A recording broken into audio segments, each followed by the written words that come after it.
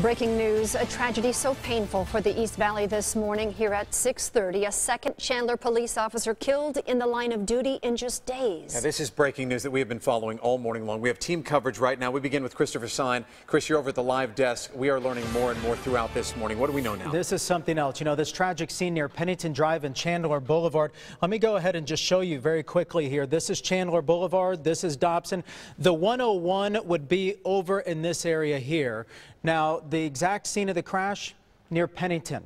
And as a matter of fact, not only has the Chandler Police Department lost 2 officers this week, the scene of today's crash is where another Chandler police officer died more than a decade ago. And for more on what happened overnight, let's go right now to ABC 15's Angie Holdsworth. She is there live on the scene. She's been there since this unfolded. Angie?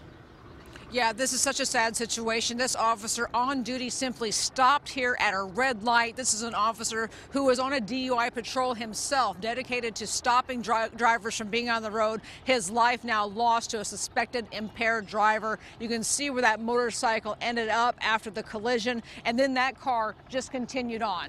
And then when the officer were able to make contact with that suspect, he had gotten out of the car. They were able to arrest him. He had an 11-month-old child with him at the time. And again, they do suspect impairment. He's facing a slew of charges right now. We're looking at manslaughter, hit and run, and possibly impaired driving. So a lot to go here with this investigation. And we do know, of course, we've been telling you the name of that officer now. We know that he is David Payne. He's been with the department for 7 years. The suspect, we've been showing you the picture as well as Brian Yazzie here. He's 31 years old, and he is the one who is facing all those charges right now. But such a sad situation. You know, the officers out here working this scene, obviously very moved by this week, the entire events that have happened this week, and having to face yet again the loss of one of their own. Christopher? Angie has been on the scene for us all morning. Angie, thank you so much. We're going to check back in with you in just a minute.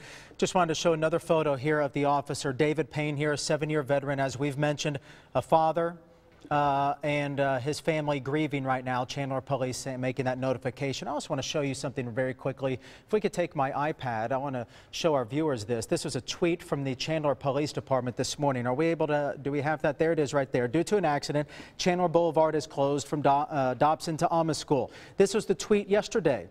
Donations for Officer Bryant Holmes' family in Arizona. Bryant Holmes is the Chandler police officer who also died in the line of duty on Wednesday.